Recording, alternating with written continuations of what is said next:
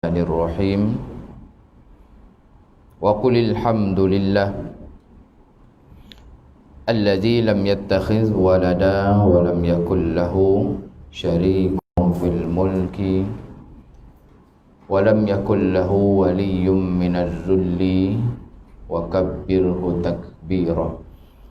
Alhamdulillahi wahdah alladzi sadaqa wa'dah wa nasara 'abdahu wa a'azza jundahu wa hazamal ahzaba wahdah. Ashhadu wa nashhadu an la ilaha illallah wahdahu la syarika lah wa ashhadu anna Muhammadan 'abduhu wa rasuluh. Allahumma salli wa sallim wa barik ala rasulina wa ala habibina wa ala syafi'ina Muhammadin sallallahu alaihi wasallam khatamil anbiya'i wal mursalin wa ala alihi wa ashabihi ajma'in. Allahumma a'inna ala zikrika wa syukrika wa husni ibadatik ya rabbal alamin. Assalamu alaikum warahmatullahi wabarakatuh. Alhamdulillah, tuan-tuan, para muslimin sidang tetamu Allah Subhanahu wa ta'ala. Pertama-tamanya marilah kita sama-sama panjatkan setinggi puji-pujian dan juga setinggi kesyukuran kehadrat Allah Subhanahu wa ta'ala atas segala kurniaan, segala rezeki-rezeki dan nikmat-nikmat Allah Subhanahu wa ta'ala yang masih lagi dipinjamkan, masih lagi direzekikan, dipanjangkan kepada kita. Alhamdulillah, tuan-tuan sekalian, sampailah ke saat ini sekali lagi kita diberikan peluang, diberikan kesempatan dengan kelonggaran yang telah diberikan oleh pihak berkuasa, dapat bersama-sama kita hadir berhimpun di rumah Allah Subhanahu wa ta'ala. Dan atas nikmat ini, tuan-tuan sekalian, jangan lupa antara kerja kita orang beriman, ketika mendapat nikmat, yang kita jangan ingat nikmat ni yang individu tu. Kalau ustaz saya ni banyak je sedekah, jangan risau. Kalau ustaz saya ada sihat sikit-sikit ni, saya sembahyang je. Atau mungkin ada orang beranggapan nikmat itu maksudnya nikmat pribadi. Sedangkan nikmat itu termasuklah nikmat yang dikurniakan dalam bentuk umum. Kalau dulu-dulu tu nikmat kesejahteraan, tak ada perang, yang kita tengah hadapi sekarang ni nikmat diberikan ruang dan peluang untuk mengimarah ke rumah Allah. Jadi ini pun nikmat. Dia jangan ingat nikmat tu sihat je. Ada orang dah jalan, ada orang dah pergi, ada orang dah terbaring, saya sihat lagi. Sedangkan nikmat itu termasuklah peluang, ruang-ruang kita dapat mengimarah ke rumah Allah Ta'ala. Justru tuan-tuan sekalian, maka nikmat inilah yang dipesankan sebelum daripada kita solat tadi. Mudah-mudahan kita jagalah sama-sama apa yang telah diperintahkan, yang telah ditetapkan. Kalau siapa ikut sidang media yang berlaku pada hari ini, memang SOP dan juga ketetapan baru akan keluar pada hari Senin ni. Kerana keadaan sekarang kan, jangan ingat semata-mata nombor naik balik. Kalau tuan-tuan ikut betul apa yang dilaporkan ini, bahkan satu hospital dah ditutup di Sarawak, Hospital Sentosa. Saya pun tak pernah pergilah Sarawak tu. Kalau siapa ingat dulu-dulu ada dekat Kajang ni, sebelum tukar jadi Hospital KPG, itu Sentosa nama tu. Di Hospital Sentosa di Kuching dah ditutup. Dalam keadaan, bayangkan kan, mereka yang berada di dalam hospital tu langsung tak boleh balik, yang mereka automatik tu di kuarantin di situ. Kes pertama COVID di situ pada 19 hari bulan Ahad lepas lah. Kes pertama COVID pada 19 hari bulan, dan sampai ke hari ini dah orang kata dah mencapai 16 orang dalam hospital tu je. Kaki tangan dia pun semualah. Dia terus hari ni isytihar tutup, yang dok ada dalam tu langsung tak boleh balik. Terus kuarantin situ je. Dia nak katanya benda ni bukan benda yang kecil. Bukan kadang nombor lah Ustaz, satu Malaysia 23 lah, 23 bagi 14 negeri sikit je. Dia dah pakai begitu. 23 ni bayangkan dia berlaku dalam tempoh yang sangat cepat. Daripada Ahad itu sampai ini cukup seminggu, 16 orang sekejap je. Itu nak kata apa yang kita dah buat ini memang itulah yang sedang dihadapi oleh mereka-mereka di tempat lain. Di Sarawak sampai tertutup hospital. Bayangkan kalau logik kita kan, hospital ni kalau ikutnya lagi bersih daripada surau Jenaris ni kan, dengan dia punya kaki tangan dia, nama hospital pada kita patutnya bersih. Tapi itu nak jadi benda tu, maka jadilah. Jadi tuan-tuan sekalian, ini yang kita sebutkan tadi, dia bukan masalah SOP, bukan masalah dekat luar okey je, kat sini ngapa macam-macam nak PL apa semua. Dia asas daripada apa yang kita lakukan ini sebenarnya itulah dia apa yang disebutkan sebagai syariat.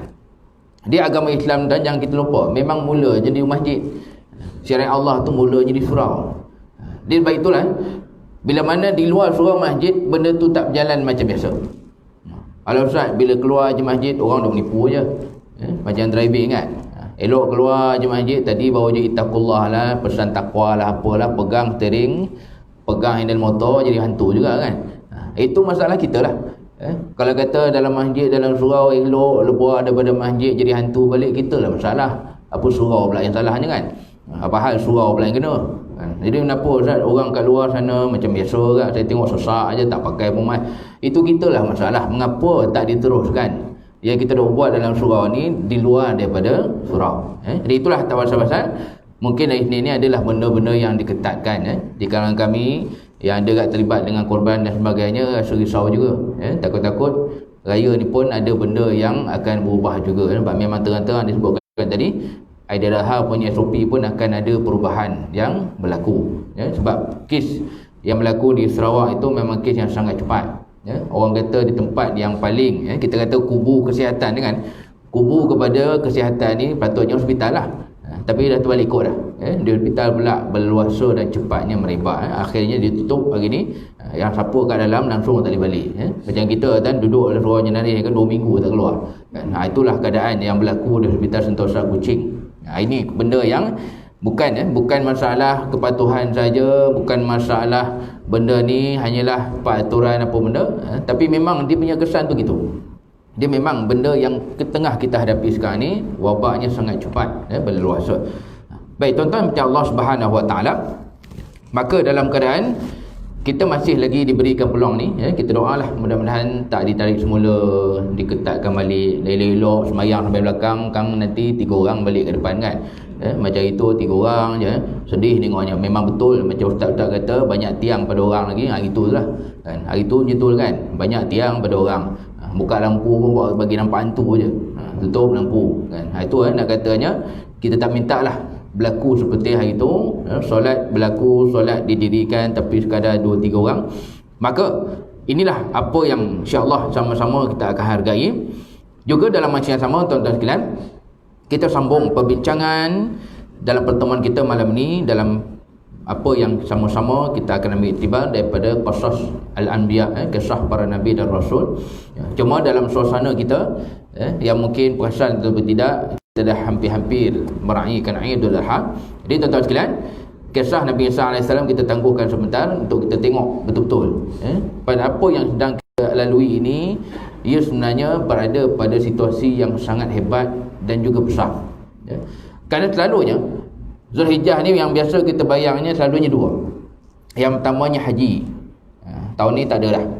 Tahun ni katanya orang Malaysia yang dapat buat haji 3 orang je. 3 orang yang memang dah ada kat sana. Dia jangan kata tak ada haji, tahun ni ada haji. Tapi dengan jumlah yang sangat sedikit, itu pun ada yang terpilih orang Malaysia. Dia selama ni kalau siapa yang pernah pergi package lah, visa Forada lah, visa VIP, dan tak ada VIP apa tu. Yang paling VIP kali ni lah dia tahun ni kan, betul-betul orang kata maha VIP punya kan. Itu nak katanya ada kat orang Malaysia yang terpilih mengerjakan haji pada tahun ini. Cuma bila datang ramai pergi, akhirnya kita tak adalah bincang lah kan. Tak adalah bincang orang ni berapa hari, orang ni pergi awal ke, orang ni balik lambat ke. Maka keadaan kita tahun ini, ibadah haji yang besar tu mungkin kita pun terlupa, ataupun tidaklah menjadi perbincangan. Ramai yang tak dapat pergi. Kemudian yang kedua, samalah seperti korban yang kita doakan hari Senin ni, tak adalah keluar SOP yang semakin diperketatkan. Ini benda yang kita pun tak tahu apa keputusan hari Senin nanti. Dia selalunya inilah yang 2 perkara kita bincang bila tiba bulan Zulhijjah.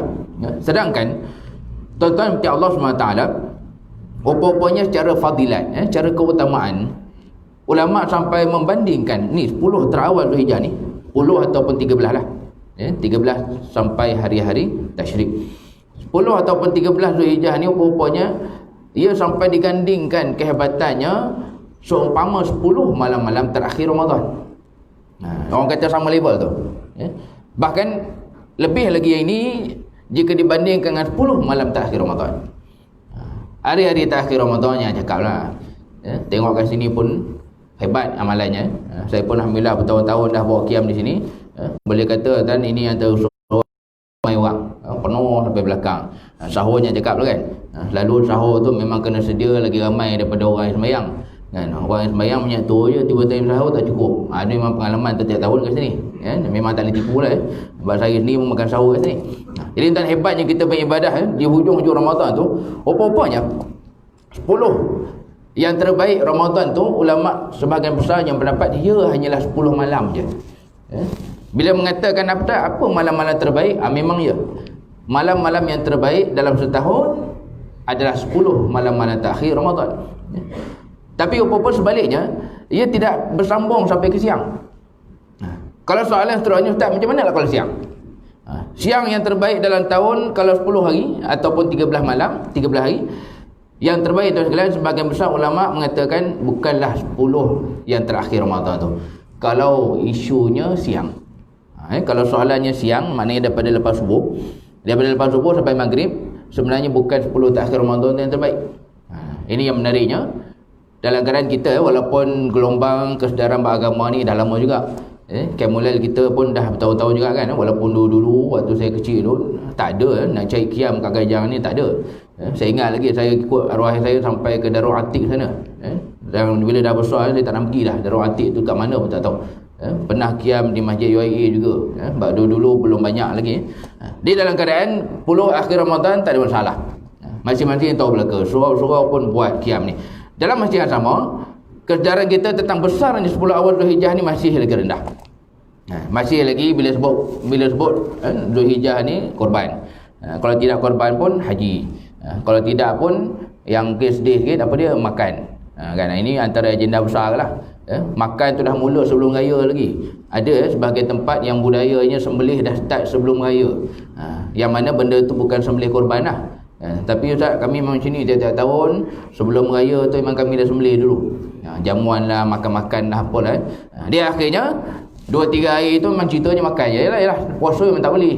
Utak kan puasa berdosa dah, apa lagi makan lah kan. Itu kan nak katanya akhirnya kita hanya menumpukan perkara tersebut.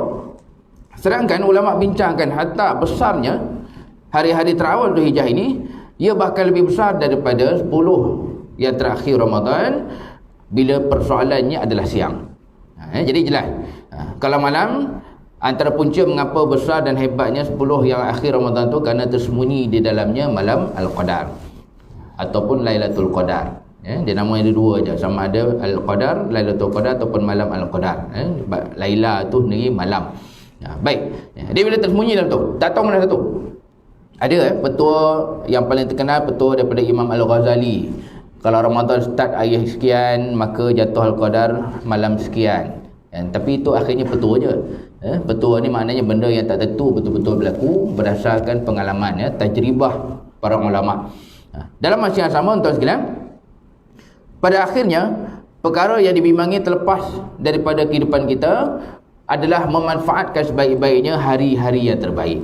Ini yang kita nak bincangkan pada malam ni, sebab kita masih ada lagi masa. Hari ni baru malam kelima kan, baru nak start masuk malam kelima. Sebab 1 Zulhijjah kalau dah telah itu hari Rabu. Rabu, Khamis, Jumaat, Sabtu. Jadi maknanya ni dah start 5 lah. Sebab dalam Islam, mulanya hari adalah daripada masuknya waktu maghrib. Jadi dah masuk hari kelima lah ni. Baik tuan-tuan sekalian, dia bila bersoalannya hari, kalau ada yang tanya, kalau ada yang mungkin terfikir, rupanya memang dah lama penjelasan tu dah ada jawapan. Persoalan tu dah ada jawapannya. Cuma kita terfikir ke tidak, atau mungkin selama ni kita pakai borong je kan. Alah Ustaz, kalau 10 malam terbaik mestilah sampai siang. Rupanya bukan. Yang menariknya, Al-Qadar itu punca mulianya malam-malam terakhir tu, itu memang Allah sendiri sebut dia sampai ke pagi je. Dia tidaklah sampai ke siang tengah hari. Itulah yang Allah sebut dalam ayat terakhir. surah Al-Qadar. Saya yakin semua hafal, kalau tidak pun ramai hafal kan. Firman Allah, bismillahirrahmanirrahim, salamun hiya hatta matla'il fajr. Salamun, salam sejahtera, keberkatan. Malam Al-Qadar ni macam-macam lah, keberkatan, kebaikan, pahala lah, ganjaran lah, apa benda lah kita nak sebut. Kata Allah, hatta matla'il, segala-galanya itu ia akan berakhir setelah datangnya waktu fajar, ataupun waktu pagi, ataupun nak cerita subuh lah. Kerana ukuran fajar ini adalah bila dilaungkan azan subuh. Kita jangan tak tahu tuan, ada dekat dunia ni negara yang dia tak malam. Memang hampir 24 jam siang, terang buta gitu jugalah, walaupun jam ni sepatutnya malam. Dia ukurannya azan subuh, maka habislah Al-Qadar tu. Itu yang Allah ni sebut. Kehebatan 10 hari dekat akhir Ramadan tu sebenarnya bukan sampai siang, dia malam je. Maka kalau soalannya adalah siang, inilah yang dilihat bagaimana para ulama mengeluarkan daripada ayat-ayat Allah ni dan hadis-hadis Nabi SAW. Apa dalilnya? Mungkin kalau kita tak perasan ataupun tak pernah tahu pun, rupanya hari terbaik ini bukan 10 malam terakhir Ramadan. Antaranya Allah ni sebut, seperti yang ditafsirkan oleh para ulama dalam surah yang ramai kita pun selalu dengar, iaitu surah Wal-Fajri, ataupun surah Al-Fajri, surah yang dah dekat-dekat dah, surah lazim tu. Baik, kata Allah terutama daripada ayat 2 sampai 4, bismillahirrahmanirrahim, walayalin ashr, ataupun kalau daripada ayat 1, wal-fajri walayalin ashr wasyaf'i wal-watr wal-laili iza yasr. Sadaqallahul azim.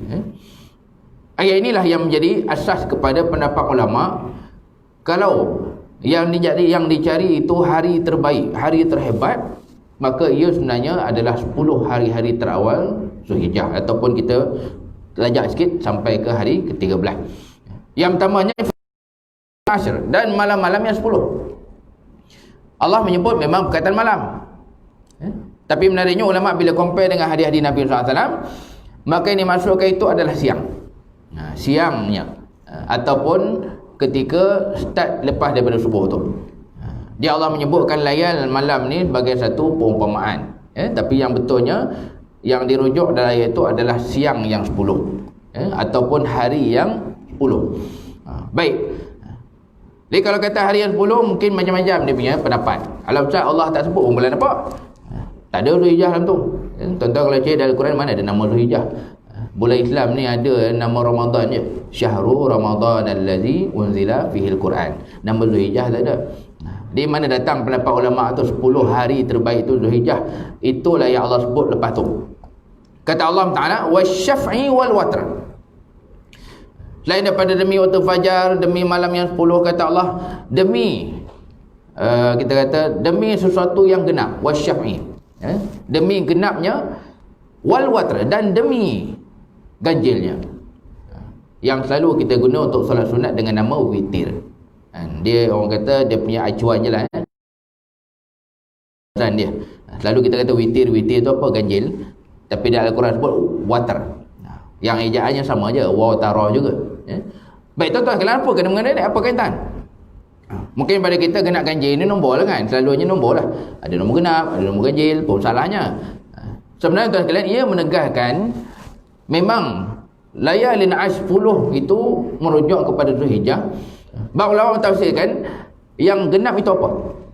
Wasyaf'i, yang genap itu sebagian besar ulama mentafsirkan ia kembali ataupun merujuk kepada hari yang ke-8 Zulhijjah, ataupun istilah yang kita sudah mula dengar, ia dinamakan juga oleh ulama sebagai hari tarwiyah. Hari tarwiyah yang kalau siapa mungkin confuse ke, keliru ke, tak pernah dengar ke, ia merujuk kepada hari yang ke-8 bulan Zulhijjah. Baik, jadi bila 8 genaplah kan, bila 8 maka genap kan, boleh jadi itulah dia. Allah sebut mula-mula 10, lepas tu genap ganjil pula, itulah tu. Kalau bila lepas tu sebut genap, maka kemungkinannya itu adalah hari yang ke-8, yang memang ada sirahnya pun. Tarwiyah ni merujuk kepada Nabi Ibrahim sebenarnya. Tarwiyah ni sebagai ulama pendapat ia adalah hari di mana Nabi Ibrahim berfikir setelah datangnya perintah Allah untuk menyembelih Nabi Ismail. Dia dah fikir macam mana nak buat, macam mana caranya. Kalau kata sembelih kan, yang kata sembelih benda ni kita nak fikir anak ni nak cederakan anak apa tak fikir. Ni sampai sembelih. Dia berfikir Nabi Ibrahim pada hari ke-8 itu. Ya Allah sebut wasyaf'i. Dalam macam nama Allah sebut juga dalam ayat yang sama wal watr. Ada pula di sana ganjil. Kita boleh faham lah kan, kita boleh faham lah tu ganjil ni apa. Besar ulama tafsir memaksudkan ganjil ini merujuk kepada hari Arafah, ataupun dari segi nombornya ia adalah hari yang ke-9 ya, bagi bulan Zulhijjah. Baik, dia jangan kata benda ini tuan-tuan benda yang biasa. Kalau kita rasa biasa, kita yang tak tahu sebenarnya. Bahawa ia benda yang bahkan disebut dalam Al-Quran. Kalau besar malam Al-Qadar, Al-Quran sebut. Besarnya 10 terawal Zulhijjah pun Al-Quran sebut. Cuma kita tahu tidak, pernah dengar ke tidak aja. Dia kerugian lah. Kalau selama ni mungkin kita anggap macam biasa je, paling-paling pun kalau ada buat korban kan, kalau ada buat korban pun dia cuba jaga larangan tu. Tapi ibadah macam biasa. Sedangkan ia ditafsirkan oleh para ulama, hari-hari terbaik dalam tahun adalah hari terawal bulan Zulhijjah. Baik, itu antara dalil yang kita boleh ambil daripada ayat Allah ni. Allah ni sebut. Jadi tuan-tuan sekalian, kalau kata kita nak tingkatkan amalan dan ibadah dan sebagainya, tak payah sebutlah nak buat yang berat-berat kan. Ni orang kata temberang je kan. Paling-paling tuan cuba kita ingat balik akhir-akhir Ramadan tu apa kita dah buat. Okey lah. Sebab apa? Sebab ulama sampai menggandingkan 10 malam terbaik itu bulan Ramadan tu. Tapi kalau 10 siang bukan itu. 10 siang adalah yang sekarang ni. Dia kalau kata tak boleh nak buat yang hebat sangat, nak buat yang advance sangat, macam Ramadan itu pun tak apa dah. Macam mana kita sungguh-sungguh, antara yang paling hebatnya kita bersedekah. Bersedekah saya rasa sini bersama kan. Surau di rumah saya tu surau biasa je kan. Tapi tiap-tiap Ramadan mereka berjaya kumpul total semua sebulan tu 100,000 kutipan. Campur yang waktu tazkirah, campur yang dalam tabung, luar tabung, dalam kopiah, luar kopiah, 100,000 tu kan. Itu nak kata hebatnya kita infak di bulan Ramadan, lagi-lagi kat ujung tu. Dia sama juga. Kalau itulah kesungguhan kita, terutamanya di hujung-hujung Ramadan, mengapa tidak? Ni yang disebut oleh Allah ni juga, bahawasanya kita sedang berada pada hari-hari yang terbaik dalam setahun. Dan apa sebabnya? Lain daripada Allah yang sebut. Tuan-tuan sekalian, ada juga di sana sebab-sebab yang istimewa dan khusus. Mengapa 10 terawal ataupun 13 terawal ni benda yang sangat hebat. Ada di sana hadis. Hadis ni kita akan sebut nanti. Tapi kita nak sebut apa yang istimewanya. Yang pertama tuan sekalian, kita pun tahu pada 10 yang terawal ini, 10 hari-hari terawal ni memang ada ibadah-ibadah khusus pun. Yang pertama tak lain tak bukan korban. Korban memang betul-betul khusus. Dalam keadaan ia hanya boleh dilakukan pada hari-harinya saja, start daripada raya sampailah hari yang ke-13. Dia kau ada kat sembelih, tapi sebelum raya macam kisah tadi. Saya tak tahu amalan kat sini macam mana. Tapi ada surau kat Kajang ni yang macam tu. Amalan tradisi dia sembelih tu dah start sehari sebelum raya. Tapi jadi sembelih makan-makan je lah. Jamuan-jamuan, ada penanggah lah apa semua. Jadi itu maknanya apa yang dibuat itu bukanlah bentuk korban, sebab tak mula lagi dia punya hari ataupun tempoh. Dia yang pertama ni menunjukkan betul-betul besar. Tempoh ni memang tempoh yang mulia. Korban hanya boleh buat waktu tu je. Bahkan kalau korban tu sendiri betul-betul terhad, start 10 aja. Daripada 1 hari bulan pun tak boleh. Daripada 1 Zulhijjah pun tak boleh lagi. Ini yang pertama, ulama apa besar 10 terawal ni, kerana di dalamnya ada ibadah yang sangat-sangat khusus. Baik, itulah tuan-tuan sekalian, kalau lepas ni timbul isu yang tuan-tuan sendiri hadapi, ataupun ada orang tanya, isu yang popular sebenarnya, pertemuan di antara buat korban ataupun buat akikah. Ini selalu-selalunya kalau kebetulan baby lahir waktu ni lah kan. Baby lahir waktu ni, kadang tu mak ayahnya tak ada masalah apa pun, relax je kan. Lagi mak ayahnya selalu kelang kabut. Yang kadang kan sungguh-sungguh nak buatkan dia punya akikah tu apa, selalunya tok nenek je lah. Tok nenek duit banyak, berlambak dan buat apa pun tak tahu. Dapatlah baby kan, oi kena buat terus ni, kita kena buat 7 hari pertama, itu yang paling afdal. Masalahnya kan tengah musim korban. Akhirnya datanglah soalan ni kan, soalan yang selalu-selalunya orang akan tanya kat tiap-tiap tahun pun. Dia tuan-tuan sekalian, kalau itulah soalannya, kita jelas jika dibanding dengan korban, maka pastinya korban itu lebih afdal. Walaupun akikah ni orang kata penebus lah, akikah ni sunat muakkad lah apalah. Dalam macam agama korban tu lebih afdal. Kenapa? Kerana tempohnya sangat sekejap. Tempohnya sangat terhad. Kalau memang ada peruntukan nak buat sembelih apa semua, dahulukanlah pelaksanaan ibadah korban. Jangan gaduh. Jangan gaduh akikah tu. Kalau Ustaz dia terlepas 7 hari pertama macam mana? Tuan-tuan kalian kena ingat, asalnya akikah ni sunat sehinggalah anak ataupun baby tersebut mencapai umur baligh. Baligh ni kan lama kan. Paling-paling pun kalau cepat benar dia balik pun 10 tahun, lama kan. Dia jangan kata jangan gaduhkan 7 hari pertama tu, buatlah. Buatlah bila-bila. Terutama bila dah bertemu dengan korban, patutnya didahulukan korban kerana masanya sangat terhad dan korban ni dia ada sejarah dia. Sejarahnya apa? Sejarahnya balik kepada Nabi Ismail yang nak disembelih. Jadi maknanya ini soalan yang jangan kita peninglah. Jangan digaduhkan. Ataupun kalau siapa yang terlajak mampu buat dua kali. Korban pun dia jalan juga, akikah pun dia bedal juga, duit banyak, tak ada masalah kan. Itu kan boleh. Itu lebih baiklah kan. Lebih baiklah kalau betul-betul nak kejarkan 7 hari pertama budak tu lahir, buatlah dua kali. Kerana itu apa yang kalau melibatkan kemampuan masing-masing. Memang ada benda-benda yang istimewa pada 10 tarawal ni. Macam kan akhir Ramadan tu lah. Kalau akhir Ramadan tu satu je lah kan, adanya malam Al-Qadar tersembunyi dalam tu, tak tahu malam yang mana. Tapi rupa-rupanya 10 tarawal Zulhijjah ni bahkan nak ibadahnya banyak. Yang pertama itu. Dan yang kedua tuan sekalian, kita maklum pada waktu inilah berlakunya kemuncak ibadah umat Islam, iaitu pelaksanaan ibadah haji. Haji pun macam korban, tak boleh dibuat pada waktu yang lain. Jangan duk gunalah logik bagaimana benda ni tak disebut dalam Al-Quran. Ini saya dah cerita dulu. Seorang tokoh yang dah meninggal lah, orang yang kononnya berpegang dengan Quran je. Dahsyat. Dan orang menyeleweng ni pun dalam masa yang sama sebahagian mereka ni pegang Quran, ada dalil. Dalil dia kata apa? Dalilnya Allah sebut Al-Hajju Ashhurum Ma'lumat dalam juzuk 2 surah Al-Baqarah. Allah kata Al-Hajju, ibadah haji tu berlangsung pada bulan-bulan maklumat. Maklumat ni maksudnya yang tertentu, yang ditetapkan. Dia guna yang ni, dia kata apa? Al-Quran tak pernah sebut pun haji itu bulan Zulhijjah. Dia mengapa tak diluaskan masa dia? Tengok bila buat bulan Zulhijjah, yang tu sesak, yang ni meninggal, yang ni kena pijak, yang ni terbakar, yang ni kering terbalik kan? Dia timbulkan dia punya pendapat pelik ni waktu berlaku kering terbalik tu, tahu apa kan, tahun 2014 ke bila. Dia kata mengapa tidak ibadah haji ni panjangkan masanya? Al-Quran tak sebut bulan Zulhijjah. Ditolaknya hadis-hadis Nabi SAW.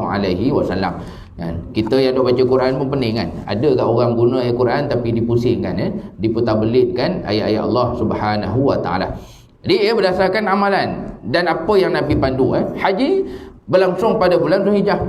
Dan ini yang kedua menjadikan mengapa 10 tarawal ni memang tempoh yang sangat mulia. Dari segi hari bahkan tak ada yang boleh menandingi kehebatan 10 awal Zulhijjah, iaitu waktu siang. Malam yang cerita, malam memang 10 terakhir Ramadan. Dia bila kata haji, kita tahu lah kan, pengorbanan tu hebat. Kalau musim haji berlaku dan paling-paling cepat pun fikir biasa ni 40 hari, 40 lebih, 50 lebih hari kan, sampai kan duduk sana tu pening lah dibuatnya. Oi, lama benar, nak dekat 60 hari kan, 2 bulan. Kalau petugas media dan kalau petugas-petugas memang lagi lama. Dia kena pergi sebelum orang berangkat, dia kena balik lepas orang balik. Jadi maknanya tempoh haji itu memang lama, pengorbanannya, belanjanya dengan kemampuan apa semualah. Jadi ibadah haji yang besar ini berlaku pada waktu itu. Baik, kemudian yang ketiga, tuan-tuan Allah SWT, mengapa tempohnya sangat hebat? Yang kalau boleh lepas pada ni jangan sampai kita tak tahulah, ataupun jangan sampai kita sungguh-sungguh hujung Ramadan je, tapi awal Zulhijjah macam biasa, tak rasa apa. Itu benda yang pelik. Pelik lah kan, sebab kita bersungguh-sungguh tu pilih-pilih. Sedangkan ulama membincangkan kalau melibatkan hari yang besar tu sebenarnya sekarang ni 10 hari terawal Zulhijjah ataupun 13 hari-hari terawal Zulhijjah. Baik tuan-tuan sekalian, kemudian yang ketiga, besarnya tempoh ini ataupun mulia dan hebatnya keadaan yang kita berada ni. Yang ketiganya, pada waktu ini bahkan ada hari-hari yang panjang di mana kita dilarang untuk berpuasa. Larangan berpuasa dan dia maksudnya larangan beribadah. Kita bayangkan beribadah tu tak boleh kan? Kalau ikut logik akal tu memang benda tu confirm benda yang besar sungguh lah kan? Oi, tak boleh puasa. Kita ni orang suka puasa kan. Sama ada kita ni orang biasa ke, wali Allah ke, ada sebagian orang dia suka puasa. Tapi macam mana pun dia suka puasa pun tak boleh. Haram. Ia bermula daripada hari yang ke-10 satu raya sampailah hari tasyrik ataupun hari yang ke-13. Ibadah tu sampai tak boleh dibuat. Logik akalnya kan, patutnya ibadah tu digalakkan, diperbanyakkan, dipertingkatkan. Tapi pada waktu ini ia bahkan melibatkan 4 hari. 4 hari ni banyak kan, panjang tu kalau ikut tu.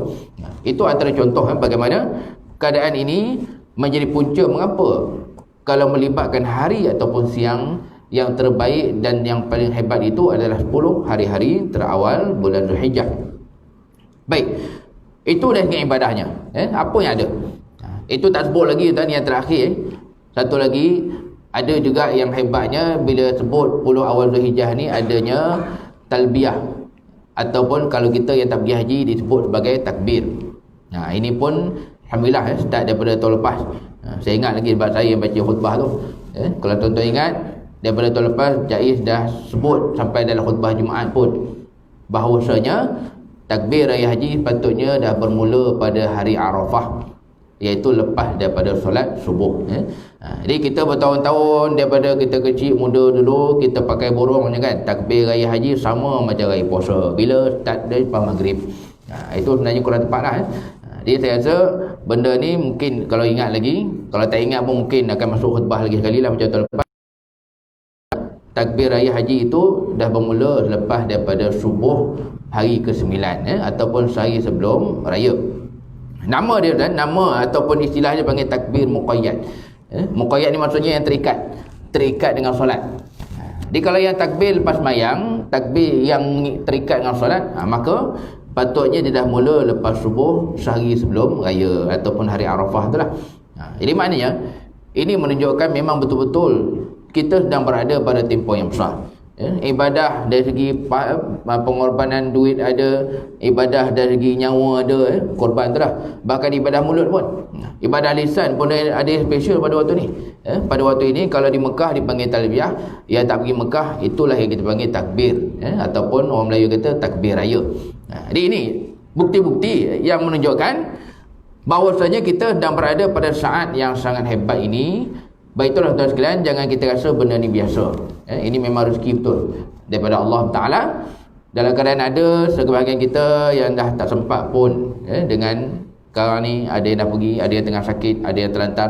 Kita duduk sihat ni, kalau boleh kalau tak dapat nak hebat-hebat sangat buat ibadah, ingat balik apa yang kita duduk buat waktu 10 terakhir Ramadan kan. Syiangan tadarruhnya, kalau bersedekah tu orang kata main macam tu je duit kan, main lempar je. Dia mengapa tidak benda yang sama juga kita buat sekarang? Kerana sebenarnya secara perbandingannya akhir Ramadan tu yang mulia hanyalah 10 tu yang paling mulia. Tapi kalau siang tidak. Kalau siang sebenarnya inilah dia. Sekarang pada saatnya yang diiktiraf oleh Nabi sendiri sebagai 10 hari-hari yang terbaik. Tadi kita tengok firman Allah Subhanahu wa taala. Kemudian tuan-tuan sekalian, kita tengok pula bagaimana apa yang disabdakan oleh Rasulullah sallallahu alaihi wasallam ataupun hadis Nabi. Ini benda yang kita nak tegaskan, memang betul-betul hebatnya 10 terawal ni Allah sebut, Nabi pun sebut. Dalam contohnya kita tengok satu hadis Nabi SAW, apa yang diriwayatkan daripada Sayyidina ataupun daripada Imam Al-Bukhari rahimahullah. Kita tengok dia mafhum dia. Nabi satu hari pernah sebut di hadapan sahabat, ni kan Nabi sebut terang-terang ni. Kata Nabi SAW bahawasanya, ni kita tengok demi mafhum, tidak adalah apa-apa amal soleh. Amal soleh ni maksudnya amalan, ibadah, ketaatan, ketakwaan. Kata Nabi, tidak adalah apa-apa amal soleh yang Allah paling suka dan cinta melebihi daripada amal soleh ni buat pada 1 sampai 10 Zulhijjah ataupun 10 terawal Zulhijjah. Dia Nabi sampai sebut itu. Amalan ke ataupun ibadah ke, amal soleh ke, yang paling-paling Allah cintai adalah bila dia bila sahabat dia kata begitu, sahabat ni macam kita juga, maka adalah soalan perbandingan macam kita lah kan. Bila buat fadilah ni selalu memang jadi perbandingan, bagus, mana lagi hebat, mana lagi afdal. Yang risaunya kadang tanya tu buat tidak kan, dia suka tanya je, buat je tidak. Ni tunggulah Arafah ni kan. Dia dah gaduh bila wukuf. Alah Ustaz, tahun ni ada wukuf ke Ustaz? Tak ada haji pun. Masalahnya kalau wukuf berlaku pun puasa ke tidak kan? Itu ni selalu jadi isu bila Saudi tarikh dia berbeza. Ustaz, Saudi dah wukuf Ustaz, apa kita pun nak wukuf? Jadi duk gaduh gitulah sampai habis. Dalam keadaan apa yang sepatutnya kita buat tak buat. Baik. Di dalam persoalan ini, bila mana Nabi sebut begitu, sahabat bertanya, wahai Nabi, bagaimana pula, adakah hebatnya 10 tahun awal ni bila kita beribadat, adakah ia sehingga melebihi kehebatan dan fadilat jihad? Dia sahabat compare dengan jihad terus. Sahabat tak compare dengan sembahyang sunat ke, sedekah ke, tolong orang ke apa kan. Sahabat sampai bandingkan dengan jihad. Jihad ni maksudnya jihad perang tu bukan jihad yang maksud yang luas tu. Sebab zaman kita sekarang kan jihad tu luas maksudnya. Pergi belajar pun jihad, berniaga pun jihad, bertani pun jihad. Yang sahabat tanya jihad fi sabilillah di medan perang. Lalu jawapan Nabi SAW, bahkan jihad pun tidak akan mampu menyamainya. Jadi tuan kita doa ibadah pada 10 tahun awal ni, bahkan jihad pun tak dapat menyamai, menandingi kehebatan yang kita doa ada ni. Kata Nabi lagi, melainkan satu sahaja yang boleh menandingi. Satu je. Ya Allah paling-paling suka yang ini duduk nombor 2 lah. Kita beribadah pada 10 hari awal Dzulhijjah ni, yang nombor 2. Di nombor 1-nya apa? Nombor 1-nya kata Nabi, melainkan kalau ada orang pergi berjihad dalam masa yang sama, lepas tu dia tak balik dah. Itulah yang duduk sebagai nombor 1 paling Allah cinta. Dia nak dapat yang itu, confirm tidak lah kan. Kita ni jangan kata berjihad tak balik, kita ni dan berperang kita tak nak kan. Minta jauh lah. Minta jauh tuan. Perang zaman sekarang tak sama macam zaman dulu. Tuan-tuan kalau pergi ziarah di Madinah ke Mekah ke, pergi umrah ke haji, kena ingat yang kita dulu ziarah tu medan Uhud tu, perang Uhud tu dekat mana? Perang Uhud tu dekat situ je. Jangan kita bandingkan sekarang ni. Zaman sekarang kan bila berlaku perang, maknanya satu negara lah hancur tu. Kalau kita berlaku peperangan antara negara tu dengan negara ni, tengok kat Timur Tengah lah kan, yang hancur negara tu. Dia tidak macam zaman dulu. Perang Badar di mana? Badar lah. Perang Khandak di mana? Dekat Khandak tu lah, dekat Parit tu lah. Perang Tabuk kat mana? Dekat Tabuk tu lah. Di zaman kita pun minta jauh lah. Mudah-mudahan Allah beri kita keselamatan, kesejahteraan, perlindungan, tak terjebak lah dengan perang ni. Di maknanya fadilat yang paling hebat ni kemungkinannya tak ada kita dapat. Pergi berjihad terus tak balik. Lalu itulah yang Nabi jawab kepada sahabat tadi, melainkan yang ini, maka Allah sangat-sangat cinta kepada hamba-hamba yang beribadah bersungguh-sungguh pada hari-hari terawal Dzulhijjah, iaitu 10 yang terawal. Di hadis Nabi ini menguatkan dan juga saling memberi, kita kata memberi kekuatan kepada ayat Allah tadi, yang lebih menjelaskan bahawa bagaimana itulah yang kita, apa yang kita sedang nikmati sekarang ni, kita sedang berada pada 10 hari-hari terawal Dzulhijjah. Di balik kepada apa yang kita sebutkan tadi, maka ulama tolong bincang untuk kita dan detail macam tu. Baik itu kita sebutkan dahulu, beragama ni memang benda yang detail. Jangan kita rasa benda ni menyusahkan. Jangan kita rasa benda ni payah. Terima kasih sebenarnya. Detailnya beragama ni ulama dah tolong buat dah. Jadi kalau ada yang mungkin terfikir, kalau kata Ramadan tu Ustaz, dia punya afdal tu sampai pukul berapa sebenarnya? Jadi Allah ni jawab dah. Afdal dan hebatnya malam-malam Ramadan tu sampai terbit fajar, hatta matla'il fajr, maknanya malam. Tapi bila start je fajar sampai ke maghrib, yang paling terbaik, yang paling terhebat, sampai Nabi pun sebut siang yang terbaik kalau 10 hari, ia sebenarnya adalah 10 terawal bulan Dzulhijjah, yang kita doa ada ni lah. Sampai dibandingkan dengan jihad, sampai dibandingkan dengan berjuang jalan Allah Subhanahu wa taala. Dia tuan-tuan sekalian, bila itulah keadaannya, maka persoalannya sekarang ni balik kepada kita. Kan, adakah kita nak hargai, kita nak manfaatkan sebaik-baik, kita nak rasa macam biasa, terpulanglah, terpulang masing-masing. Itu yang saya sebutkan tadi. Nak mungkin benda yang kita tak mampu, tapi paling-paling yang teringatlah apa yang kita dah buat bulan Ramadan itu, maka cuba teruskan. Ada lagi lebih ini. Mudah-mudahan kita manfaatkan sungguh-sungguh untuk jadikan, kalau taklah hebat sangat pun macam 10 terakhir Ramadan itu, apa kita buat? Kalau qiyam tu kan hari itu sampai sanggup lah. Saya ada kenal seorang pengurusi surau yang 10 hari-hari terakhir Ramadan dia akan ambil cuti setengah hari. Dia tak kira bos dia marah ke, bos dia bagi ke, sebab dia nak qiyam pada tiap-tiap malam 10 takhir Ramadan tu. Dia tu kerja lagi. Tiap-tiap hari terakhir Ramadan tu dia akan cuti sebuah hari. Maknanya dia masuk kerja tengah hari dah. Sebab nak hidupkan malam Ramadan tu. Itu nak kata kesedaran yang memang tak ada masalah dah.